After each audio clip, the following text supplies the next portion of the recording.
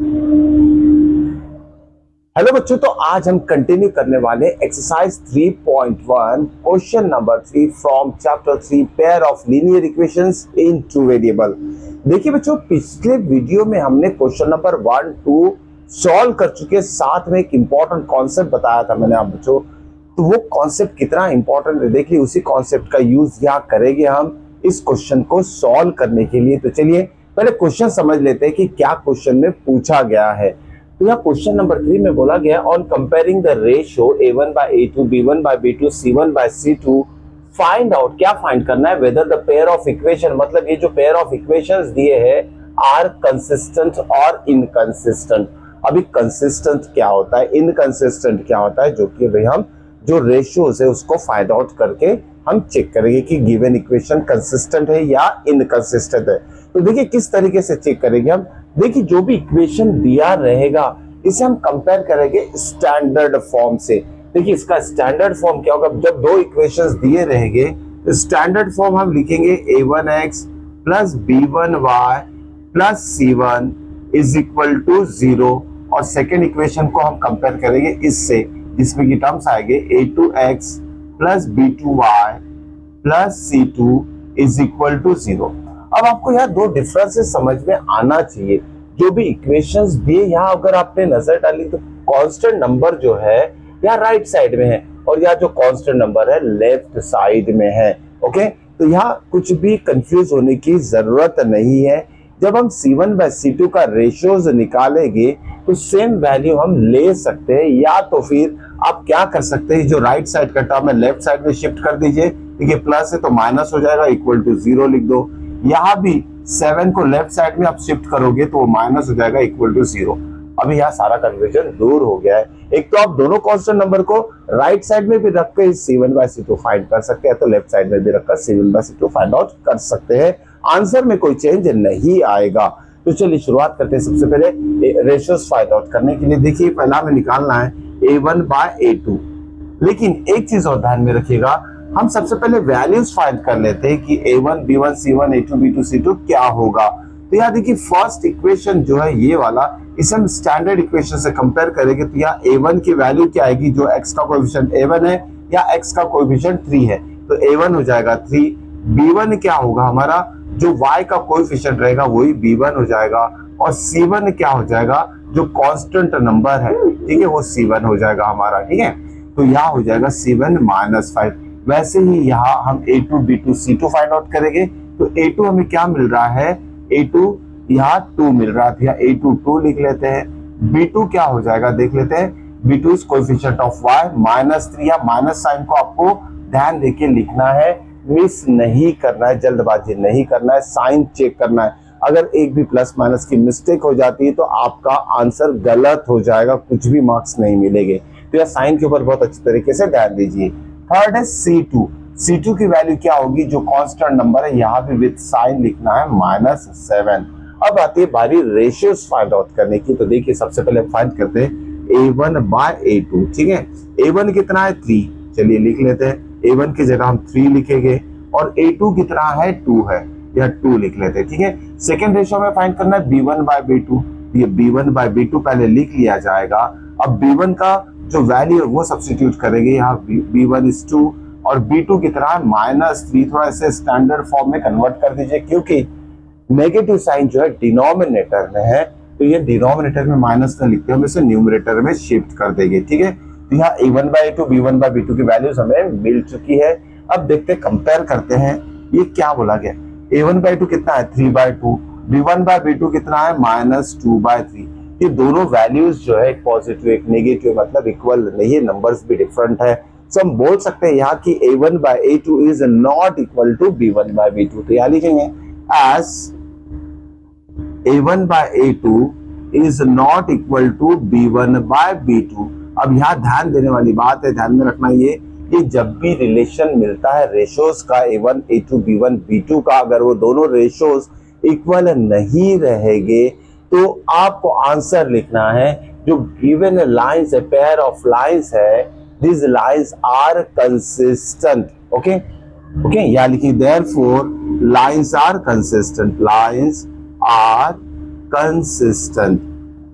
Okay, ये answer हो जाएगा जो कि हमें पूछा है। कंसिस्टेंट, जो गिवन लाइन से कंसिस्टेंट क्यों लिखा है, क्योंकि रेशियोज इक्वल नहीं आया है।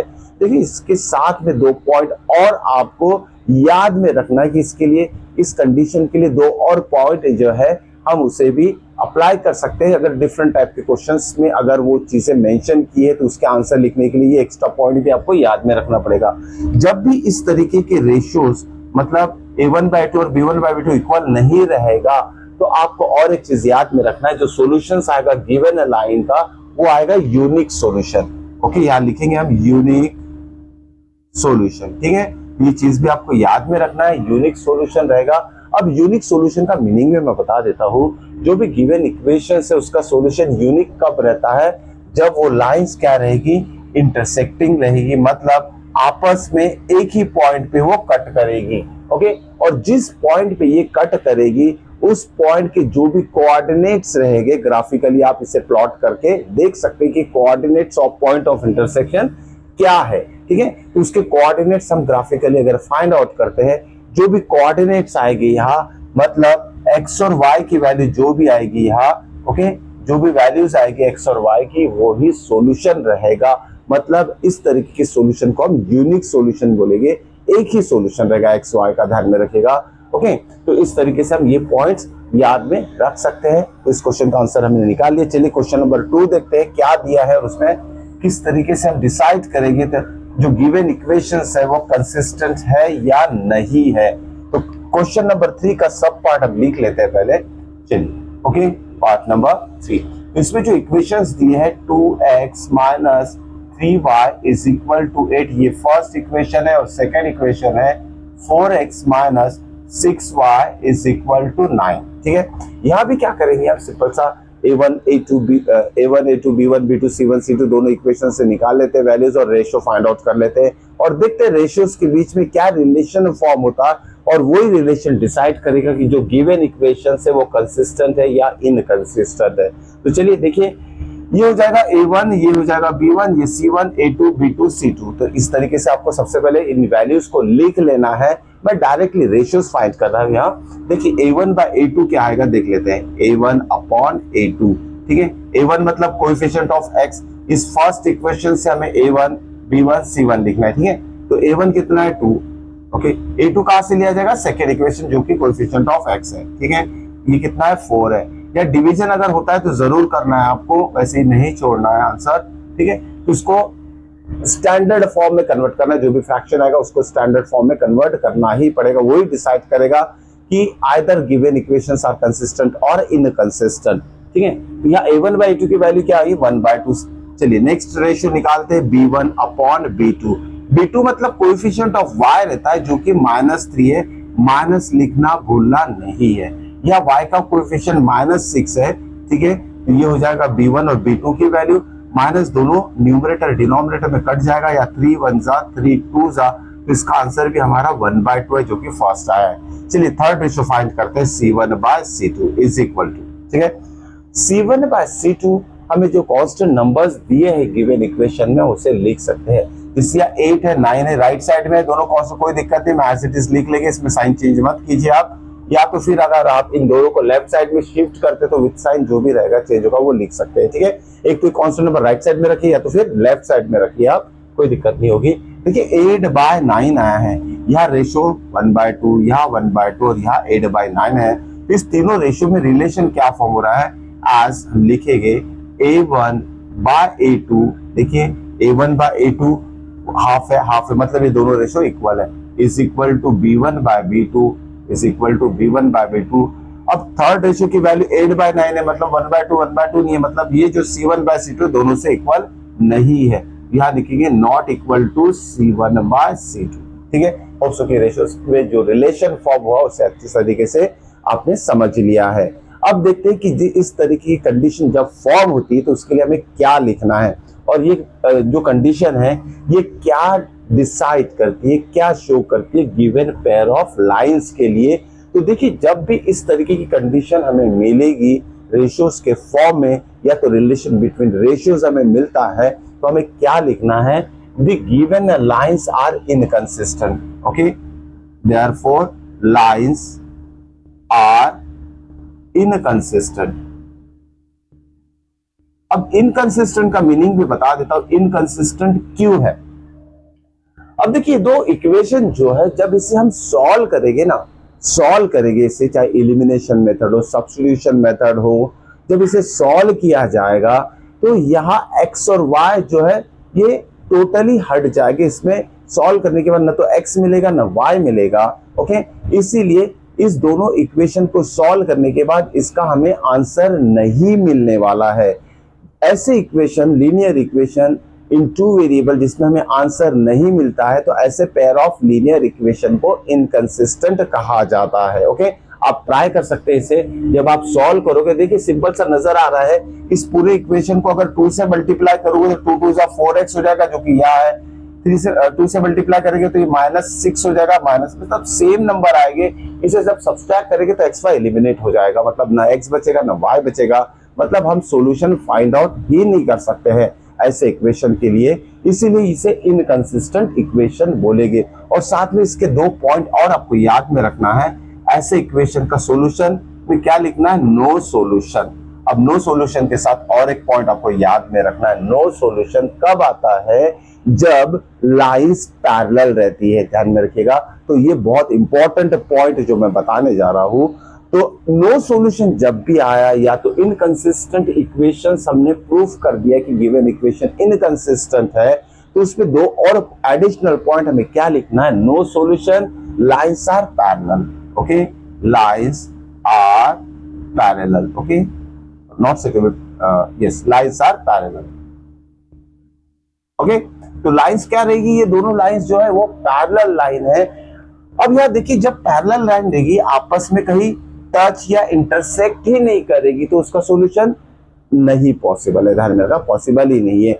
जब तक 2 लाइन एक दूसरे को कट नहीं करेगी या कोई ना कोई पॉइंट में टच नहीं करेगी तब तक उसका सॉल्यूशन नहीं आता है। तो यहाँ इसीलिए लिखा गया ऐसे लाइंस का सॉल्यूशन नहीं आएगा, नो सॉल्यूशन। और ऐसे लाइंस क्या रहती है, पैरेलल लाइन। देखिए एमसीक्यू लेवल में ये क्वेश्चन पूछा जा सकता है, what is the condition between the ratios for the given pair of linear equation in two variable lines का जो इक्वेशन दिया रहेगा, कंडीशन क्या रहेगी, for that the two lines are parallel। ध्यान में रखिएगा, पैरेलल लाइंस के लिए pair of equation in two variable में क्या होना चाहिए, ये कंडीशन आपको लिखना आना चाहिए। a1/2 is equal to b1/b2 is not equal to c1/c2। अगर पैरेलल नहीं पूछा तो नो सॉल्यूशन पूछ सकता है या तो इनकंसिस्टेंट भी पूछ सकता है। तो तीनों पॉइंट को बहुत अच्छे तरीके से समझ के आपको नोट डाउन कर लेना है।